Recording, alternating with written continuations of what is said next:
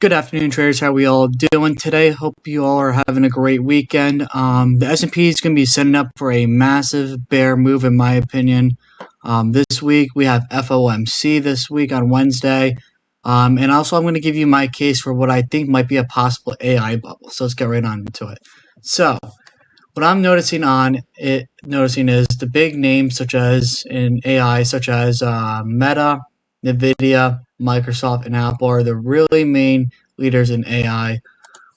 What I'm noticing is a huge run up. So since the start of the year, it has ran up a total of 186%.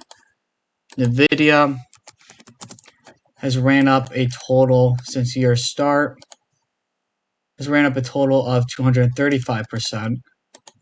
And then we're just going to go over to Apple and Microsoft. Apple's ran up a total of 52%. And then Microsoft, I believe, ran up something like 64%. That's obviously not the right ticker. There we go. So as you can see here, it's ran up 63%. So what I'm saying is that I think that a lot of this bullish price action on AI stocks is just a bunch of hysteria. I don't think it's going to hold. I don't see any meaningful profits actually coming from their AI tools. I see a bunch of buzzwords being thrown around, but I don't see any meaningful profits that these companies are producing from it.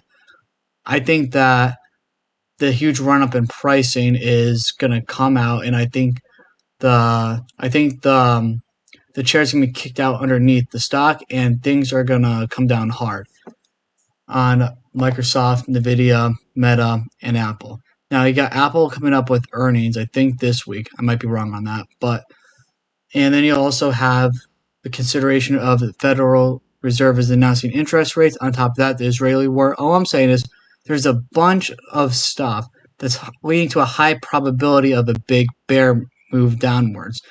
Now, right now on SPY, we're at 410-ish. Yeah, 410. Close more near 411, but we'll just call it 410 for now.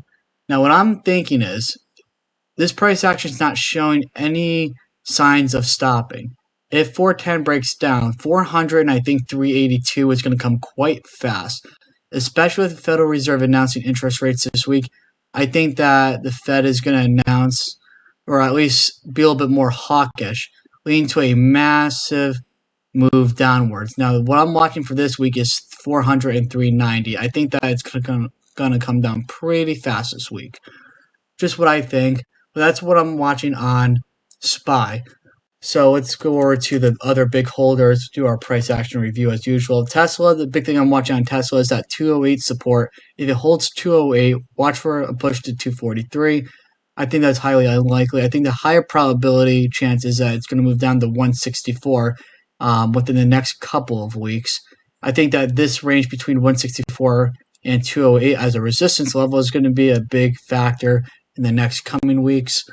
Now, Apple, what I'm going to be watching on Apple is going to be to see if this 168 holds up. If 168 holds up, then watch 168 to 179.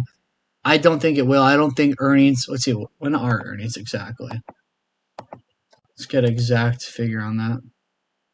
So on 11/2. Yeah, so I wasn't anywhere close. It's going to be November. So come earnings, I don't. Actually, no, that is this week.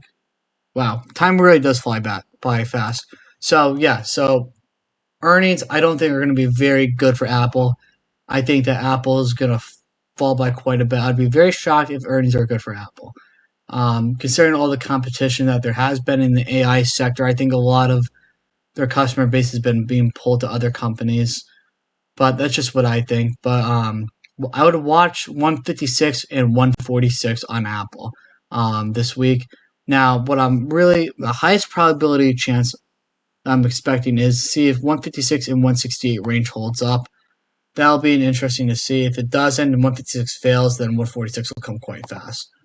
But then Nvidia, let's go over to that. Now, what I would watch for Nvidia is if 405 breaks down, I think 335, as you can see right here, 335 was the top right here. I think that it will come down to 335. That'll be a major area, and I think it'll range bound between 335 and 405. If it breaks down 335 on the weekly, then watch 278. But if 405 breaks, it's going to get very ugly for NVIDIA. Considering that you got a head and shoulders pattern right here, you got the left shoulder, right shoulder, head. It's not looking good. Then I just went over SPY earlier. Now, where I have my money at the moment, as I've been saying in the last couple of videos, I bought McDonald's at $249.52. So I have my stop set to break even on McDonald's. Now they're coming out with earnings, I believe, tomorrow. If I'm right. Let's see here. I don't know why it's not showing me it, but I think earnings are tomorrow. Pull this up. Yeah. So earnings are tomorrow.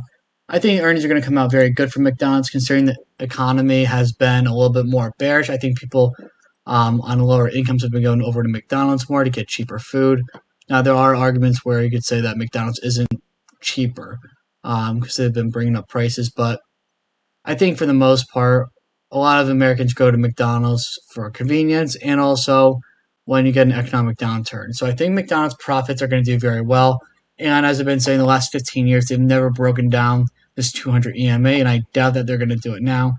I could be wrong. This could just be a big, giant bear flag, but we'll find out. And if I'm wrong, I still made my money on it, so not a bad trade. But where I'm building up a position too is in AMD. I've been building up a position in them. Now, I bought at the worst time possible. I bought at 100. So, not the best timing, but I'm dollar cost averaging into this, and I only bought 16 shares, so I didn't buy too much of it. The main level I'm watching for it to come down to is 87. I'm going to be buying up a big chunk at 87, personally. But that's what I'm watching for this week, and good luck, traders.